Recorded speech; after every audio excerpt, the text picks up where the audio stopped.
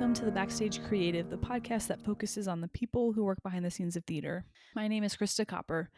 I am a musician who loves theater. I love the magic and the excitement, and I think it's such a great example of what the arts can do and what people can do when they come together. I deeply hope all of you are doing well. I'm recording this intro to this episode during the coronavirus pandemic. I, like most other people in the country, are just holed up at home, trying to do life and adjusting to what normal is like during this event. So I hope that wherever you are listening, you're safe and you're well, and that you're able to pursue art, even if it looks differently. This is my conversation with Claire Summers Jones. We recorded this conversation back in early February, so this was before the virus really took off in the United States, and so it was interesting editing this interview and thinking back to how normal life was back then. And we talk about plans, for the projects in the next months that that we had coming up, and how those plans and projects were canceled. And so all that to say, because I was just struck by how different this conversation has been compared to other people I've interviewed since everyone's been holed up at home. So Claire's awesome. I know that you'll really enjoy this interview. If you like the Backstage Creative, I would so appreciate it if you would take the time to leave a rating or a review wherever you listen to the show, whether on iTunes or Spotify or YouTube. I would appreciate that. It helps other people find the show, and it gives me feedback as well. This show is on my mind a lot, and I'm always trying to think of ways to try something different or do something better. Or I listen to a lot of podcasts, and so I'm always looking for ideas to steal and borrow. And a lot of the choices I've made have been based on what other people have done, and so I really value that feedback. So if you would be so inclined to just take a few seconds to do that, I would greatly appreciate it. So here we go. Here's my conversation with Claire Summers Jones.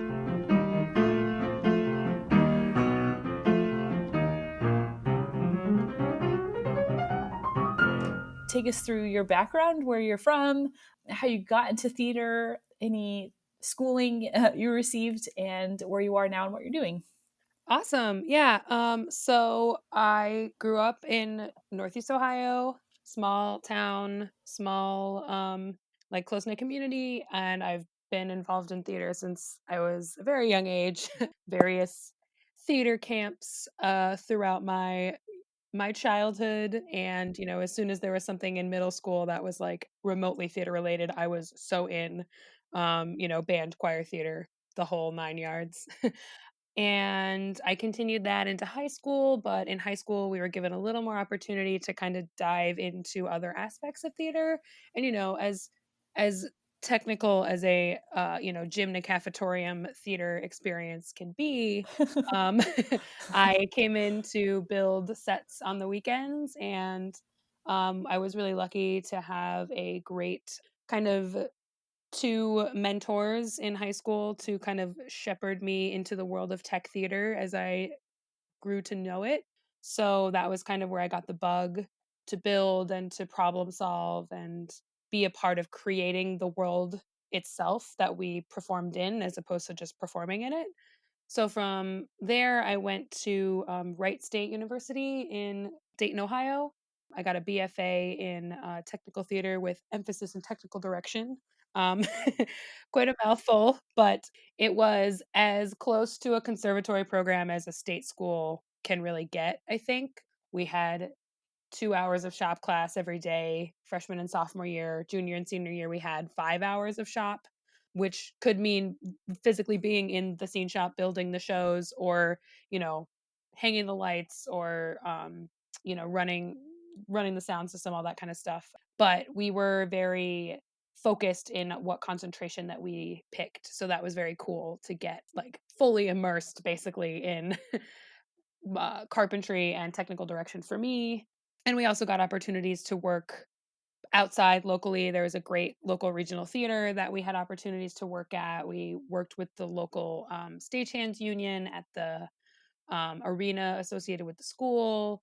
So there were lots of really great opportunities to kind of get experience and learn a lot of stuff, see a lot of stuff, and that was a really wonderful learning experience for me.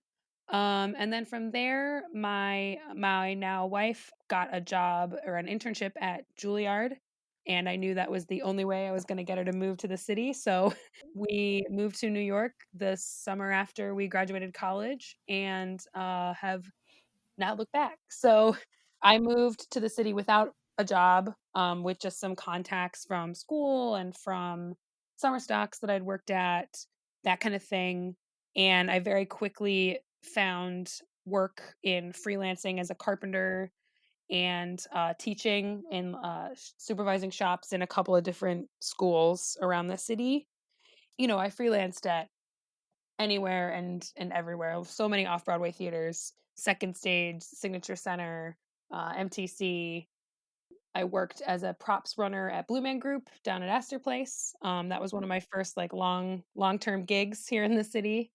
From there, I got some contacts over at the Public Theater, which is right across the street from the Astor Place Theater that Blue Man Group is at. And I started to freelance as an overhire carpenter at the Public, and 4 years later, I am one of the assistant technical directors there, technical director staff member. So it's been a like very fast journey to where I am at now, but I feel really lucky and really fortunate to have had the opportunities and the help that I've had to get to where I'm at. But I've also worked really, really hard to get to where I'm at. Yeah, there's almost this like magic blend that has to happen between, you work really hard and you're very skilled and professional, but then also, I don't want to say luck, but just, knowing the right person at the right time or sending an email at the right time, that also has to happen, combined with hard work that sometimes it happens and sometimes it doesn't. So it's always great when that does Yeah. happen. It's very, very true. When I first interviewed at the Public, I actually interviewed for an assistant technical director position in the room with the guy who already had the job, unbeknownst to me. So that was, it was crazy, and I knew I was not quite what they were looking for at that moment, but I was so determined to work there. Like I knew I wanted to work there. So I kept irritating them and bothering them, and eventually they hired me as a overhired carpenter, and then a lead carpenter, and then a TD. So it definitely takes that special something. Yeah. So is that your networking advice, is just to be annoying? Yeah, just, like, don't give up, bombard them with emails, maybe show up once or twice, and, eventually they'll give in, you know? Love it. Wear them down. Yeah. So Ohio, I what is with Ohio? There's so many people that get into theater in Ohio. Like, what is going on Oh over my there? gosh. Well, it's like what? It's the arts or it's astronauts, you just have to escape, like, everybody has just gotta get out, at least for a while, right? Like, everybody leaves, and then they come back when it's time to have a family. It's a very strange phenomenon, I agree. Yeah. But there's so many people. I've interviewed that they're like, "Oh yeah, I'm from Ohio," and I'm like, "Really? Oh, okay." Are you sure? Yeah. Yeah, it's true. I've met so many people here in New York City, that are from very near my hometown or went to the state school in my hometown, and, like, it is just wild because we were right there in Ohio, and we never would have met. It's just very strange. Uh-huh. Yeah, Ohio's doing something good with arts education, I guess. Yeah, something just, like, make sure everybody gets out to broaden their horizons for a little bit, and then yeah. So so is freelancing, so I'm a musician, and so Mhm. freelancing is like that's most of my world all the time. Uh-huh. Is that fairly common for people in like technical fields to be freelancers? Definitely in the major cities for sure. Hmm. If you're not, especially here in New York, if you're not in the union, then you are a freelancer. The staff positions are very scarce, because once somebody has them, man, they hold on. So, Yeah. and there is a lot of work in theater, in music, in events. You know, you can kind of carve out whatever niche you're looking for yourself if you have the flexibility, if you're interested in being in control of your schedule. It's a hard gig, freelancing is it I didn't love it Mhm. because the grind is unrelenting. Mhm. And honestly, as a woman in a male dominated field, it is exhausting to have to go into places over and over and over again and have to prove yourself Mhm. unnecessarily. It's just it Mhm. was really grating on me. But some of my friends will preach the freelance life till they die. It gives them flexibility. It gives them the freedom to choose where they work and who they work with or for. You can do event gigs that, like, fashion is happening now and or the next week or so. That can make or break your entire year if that is what you want to do. Like, you could make enough money to pay rent for the next 3 months if you go all in on fashion week. It's very interesting, and it's very much particular to New York and Chicago, and I'm not really sure about West Coast, but definitely East Coast. Even Boston, not so much, but a little bit is the freelance life for sure. So what does a typical day or week look like at your job at the Public Theater? Typical, I would say, is abnormal, but at my job, we work 9 to 6, so I have to be in before that to check in with our crew, the lead carpenter on the show that I am in charge of. Our office, the scenery office, is set up a little differently than other places I've been, where we have our boss, the technical director, is very big picture. And then there is one associate and three assistants that have a show assigned to them, and we are in charge of the communications with the designers, the technical drawings, and the build drawings, facilitating communications with other departments. It's a wide scope that we are in charge of, with our TD kind of keeping an eye on the project, touching base with him, and he's in the loop, but we are the point people on the assignments. So we have a build crew that is a lead carpenter, an assistant lead carpenter, a lead scenic, and then any number of carpenters and scenic overhires that build and paint and load in and repaint the shows.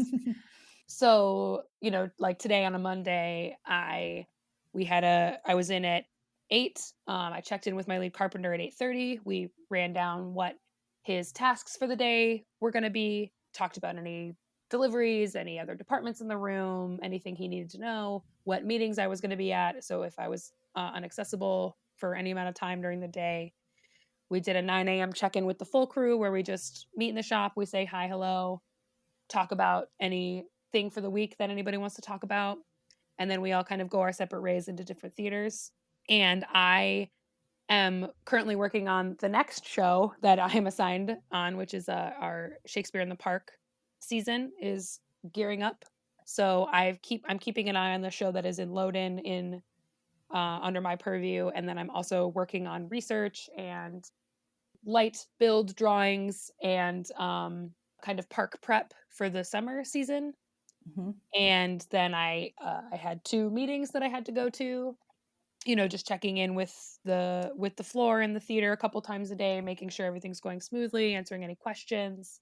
But the majority of my day is spent between drawing and meetings, and it depends on where we are kind of in the course of a build, that I could be anywhere in the theater and kind of anywhere in sometimes it feels anywhere in the city if we're rehearsing off site and we have meetings there. If I'm in the park but I have to come down to the flagship building for the public and go to meetings there. We have a shop off site in Ridgewood, Queens. If I have to go out in Queens to supervise a build, it's a pretty crazy gig. Do you have a favorite part of the process? One of my favorite parts of the process is when you when we are first loading in like a very large complicated element into the theater and you get to see it come together and your crazy harebrained idea worked. And it is very satisfying to see the thing that you've been staring at on a screen for the past month, come to fruition in front of you, and it is a 30-foot tall column with a very large lentil on the top and has LED tape woven throughout the thing, and it didn't fall down, and it doesn't shake when you rattle it. It is like just seeing the actual things that we somehow managed to make real is it is still very impressive to me that it can go from computer screen to reality and then it works. Yeah. Yeah, that must be really really rewarding to have like a physical representation of your work. Like as a musician, everything is abstract, right? Like it felt like a Yeah. good show for me, but then the trumpet player is like, that's the worst show I ever played. You know, it's like Right, right. we kind of deal in like the sound abstract world. But yeah, that must be awesome just to like physically see and touch and Mhm. look at the art that you created. It's very true. Even when I was on a run crew at Blue Man, there's a handoff that we had been missing or a difficult transition that is done in the complete dark and it's slippery and, there's a new person in the mix. Like when we got that right, it was, it basically informed the rest of our show. It was like, "Oh yeah, here we go." And then the guys might come off stage and be like, "Oh man, like we're just not feeling the audience. Like it's just such a low energy place. Like I don't know how I'm going to get through this." And we're like, "Yeah, but we just nailed that gumball machine handoff. Aren't you happy?" Like I'm happy. It's so interesting that all the different things that kind of inform success of like one performance, you know? Hmm. As you go about your work and you're interacting with all of these people, like sometimes you're the leader, sometimes it sounds like you're under somebody else. How do you kind of balance all of those relationships? There are a lot of cogs in the wheel that we are working with at the public Uh-huh. for sure. My boss and in my office, we always joke about like, "Oh, today is a lot of feelings." Like there are so many people we are constantly in communication with or sometimes in miscommunication with, and we are always talking about what we can do better because, we can only control ourselves in our department. What can we do better to help the flow of communication, open different lines of communication, make sure everybody has all the information all the time, and we're always going to forget somebody, but it is a constant balance is absolutely the right word. It is a constant balance of egos, it's a constant balance of personalities, it's a balance of ideas and collaboration. And I feel really lucky that I am able to work with the team that I work with. I've been at the public for almost 4 years now, and I started on the floor as a carpenter, so I still feel a very strong connection to all of the people on the floor who are doing the backbreaking work, who have to interpret the napkin drawings that I give them, who are the fine craftspeople, who are the welders, who are the scenic artists. I feel really lucky that I have a very strong relationship with those folks, and I can use that to inform how I work on a show, and I can help my coworkers who may not have that same relationship with them, help them understand who is the end goal, who is getting this product that we are producing, which by product I mean working drawings. It's like I'm not drawing these lines on this computer for funsies. It has to go into the hands of another human being who is going to make it real. It is a very fine line between having and holding this information sacred and being as transparent as possible to make sure everybody is on the same page because we are ultimately all on the same team. It doesn't really matter if we're working on different shows.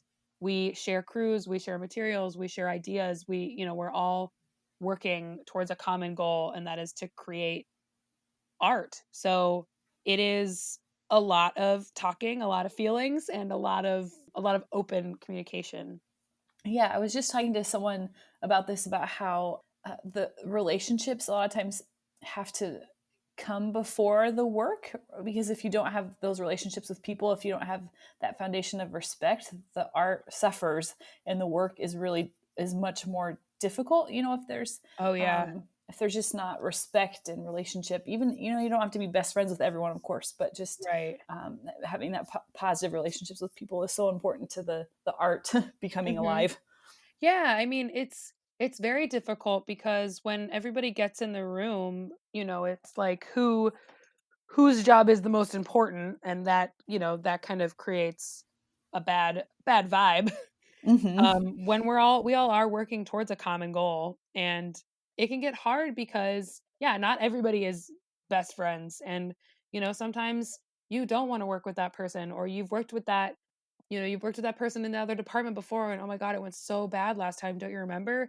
But that isn't, that's not necessarily the point. It's all very different from day to day and from show to show, and those relationships are really important to cultivate. Hmm. How do you grow? Like, how do you get better? How do you improve? Are there materials or blog people that you like to follow, or YouTube Mhm. channels? Like, how do you get better? Oh, sure. Until not so recently, but until recently, I have felt like barely treading water in my job. So I have felt like it is a great accomplishment to be able to take a breath at work, Hmm. and kind of not feel like I'm going to keel over. So that has been a really lovely like revelation as I've finally settled into my position. But, I learned so much from my coworkers. I don't have a master's degree. I've learned a lot on the job. I've worked so many places. I've gotten a lot of experience hands on, which I definitely learn the best from. I am really lucky to have some coworkers who have very different experiences that I do, who have different degrees, who have different levels of knowledge, who have worked at, you know, all the places I haven't worked, and with people I've never met. And I've learned so much from them and from their experiences and from their past successes and their past failures. And I feel really lucky to be in that position of learning from the people I'm working with. We have an office administrator who is just a phenomenal like Excel and Outlook wizard who has the best relationships with all of our vendors, and I learn from every single email that she sends that does not include like as per my last email. um I learned from our drafts person who has such a wide design knowledge and base, and has worked in, corporate fields, who's worked in event fields, and who just can do literally anything with AutoCAD, Vectorworks, and Photoshop. It is just mind-boggling to me the knowledge that she has, and I am always like whispering embarrassing AutoCAD questions to her. And my our associate TD and our TD have so much automation experience, so much welding experience, so much like bits and bobs experience that it is, I'm all we're always talking in the office, we're always collaborating, and I just by keeping my ears open and like paying attention to all the other shows that are happening around me, I feel like I gain so much insight and I get to learn so much from all the people around me every day. It's so cool. I think that's one of the great things about working in theater is, I mean, every theater's different and at different levels, but a lot of people are kind of like freelancers, or you're just there to work on one show, or you're there just there for the season. So you do really get to meet like a ton of different people, and if you approach shows with like that open mindedness of okay, what can I learn from this group of people during this show, and then you go to the next show, and so I think that's can be one of the great things about theater is we get Mhm. to work with so many different people who have so many different experiences and knowledge bases.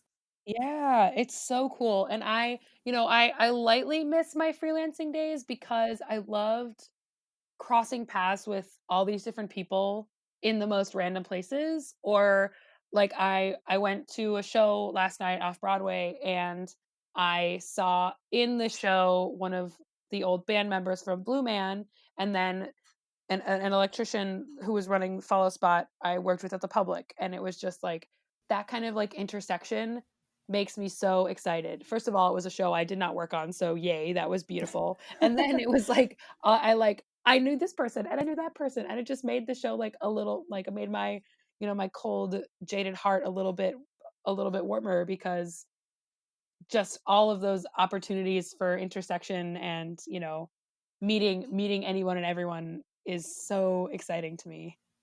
Some of my favorite people in the entire world are chain smoking, gruff, covered in tattooed, old school union carpenters. They like you would, they are just the warmest, most open hearted folks I've ever met. Like the people I work with as carpenters and electricians and audio engineers, and they're some of my favorite people in the whole world. And there is like no end to their openness and generosity, introverted, extroverted, like whatever level of anxiety we all live with nowadays. Everyone is so open and understanding. It's really, really cool to get to be in that world. I don't think Mm-hmm. I would experience that in another field. Yeah, agreed. Speaking of anxiety, how do you handle how do you handle stress? Well, always on my resolution list is to live and let live and let go. um, but I kickbox. That helps a lot. Um, I rely on my community and my close friends and my wife. Like, I try to really surround myself with people that are gonna lift me up when I need them to. I've recently made some changes in my personal social life, um, which has made a huge difference. I really think that I personally draw so much energy from the people around me, and having a strong base and a strong community really, really helps me, like, get through kind of the bullshit. Mm-hmm. But kickboxing also does help.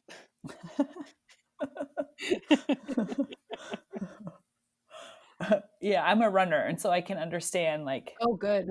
Yeah, just, like, it's just great. I do just to turn your brain off for a little bit and get Mm-hmm. to punch it out or run it out, and then, like, those endorphins, they'll do good by you every time.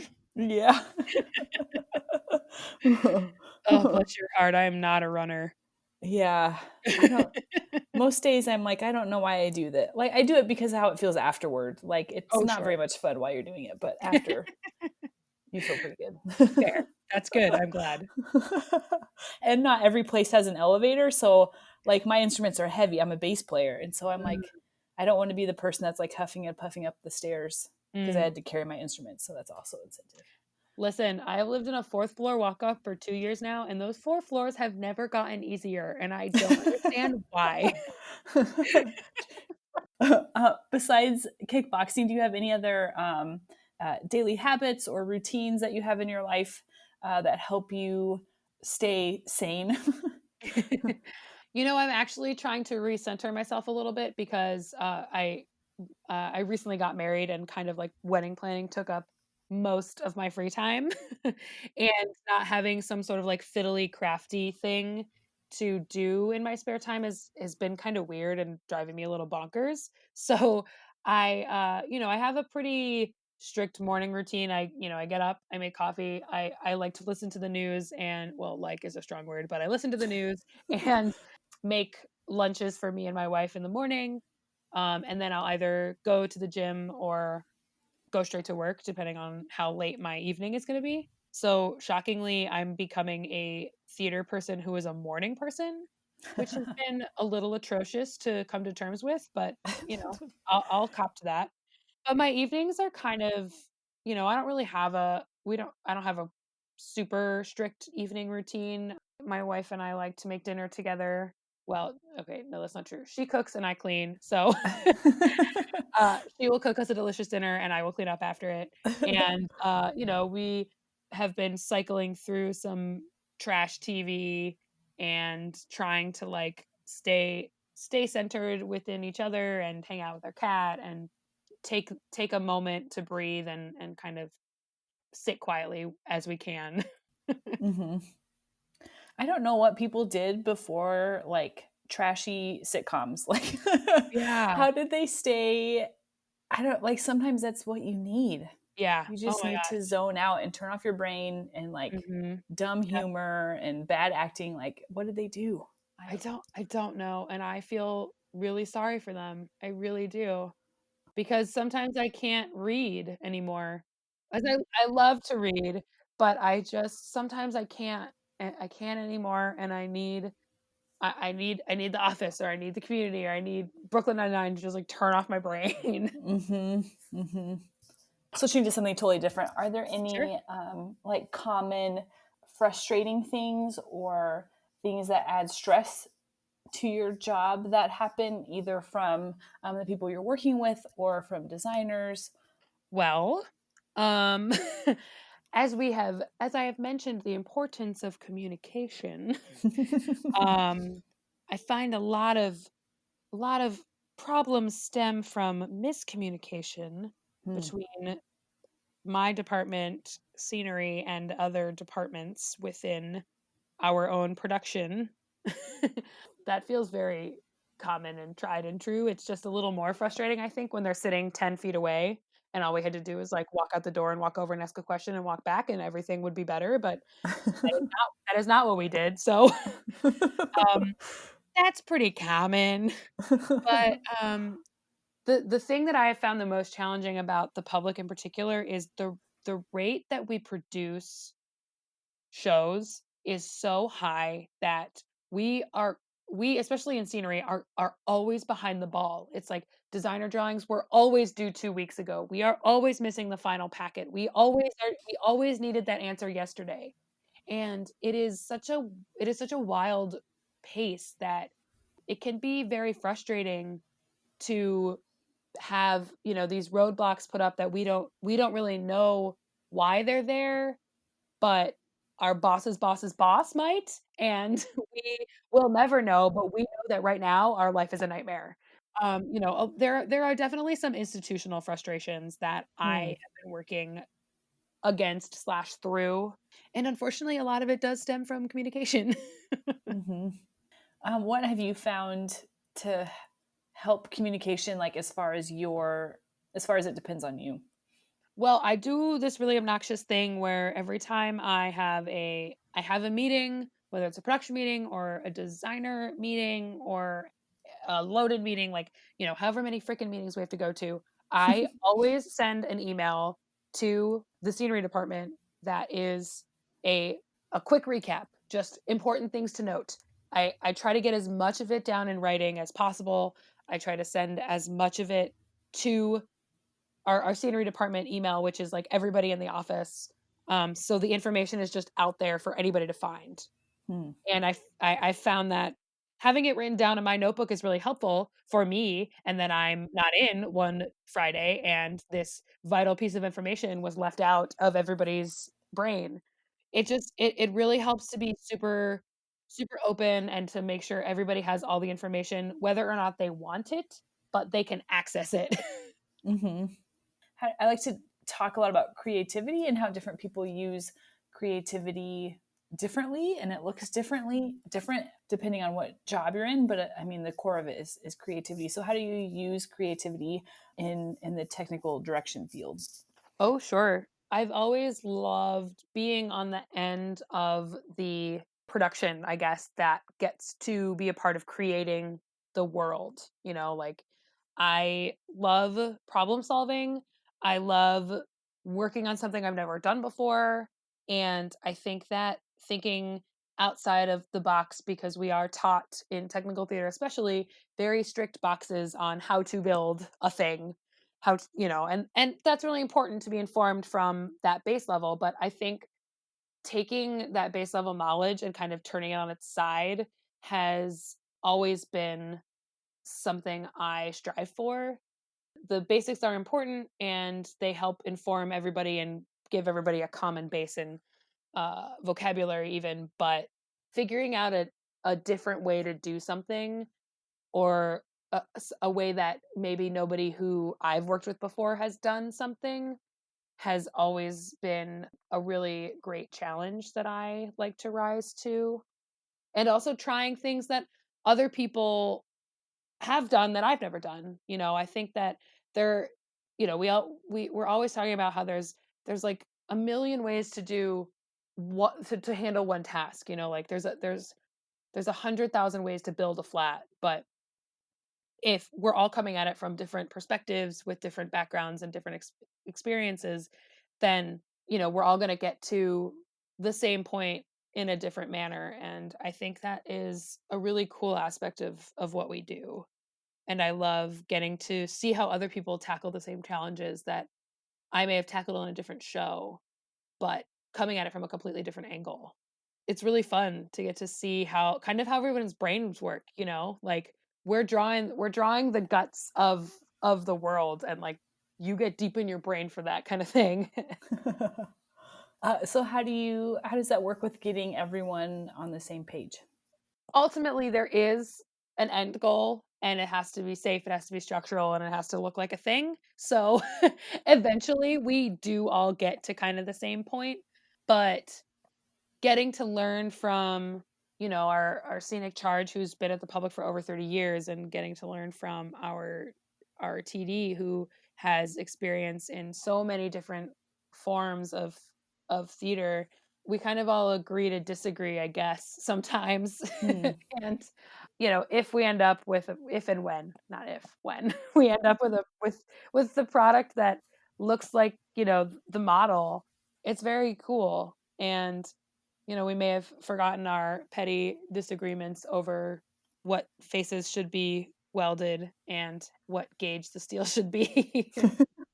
It's never 11 gauge. The answer is never 11 gauge, just to be super Uh, clear. I know that that might not mean anything to you, but it is never 11 gauge. Noted. Awesome. Before I ask my last question, is there anything else that you want to talk about that we didn't hit on? I don't really get to talk about what I do in this kind of like ethereal creative design sense. So it's kind of cool. Mm-hmm. Um Mostly I'm talking about like equity, diversity, inclusion stuff, and trying to fight the good fight on that end. So, I it is easy for me to forget that like I am a part of the creative process too. Hmm. So this has been a cool conversation for me. Oh, good. I'm glad. What advice would you give to young people who are maybe in school looking to pursue technical direction? Oh, that's awesome. I would definitely say, it's a tough gig, but and it is a relatively thankless gig, TBH. Mm. But I mean, I think that the most important thing that I can think of is that the hard work does pay off. You work really, really hard for a really long time, not doing exactly what you want to do, and that can be really hard to stomach. But that hard work and that experience is going to get you to where you want to be. And I think that valuing the silly little one-off shows in the downstairs theater and valuing the design teams that you worked with in college, and working with and meeting as many people as possible, all of those experiences are going to pay off. The work is hard, and it is thankless, and it is long, and it is dirty, but it's going to be worth it. Like I said earlier, it's like the like kind of the little things, like seeing somebody you worked with in a basement, performing on a stage in an off-Broadway rock musical, or, seeing somebody you went to college with finally land that touring gig that they've always wanted, and then going to see the touring show. Like it is super worth it. And I think a big part of that is the people. I think the people make it super worth it for me. But, I've had some really great experiences, and I've had some really terrible experiences in theater in New York, and I don't think I would trade any of them.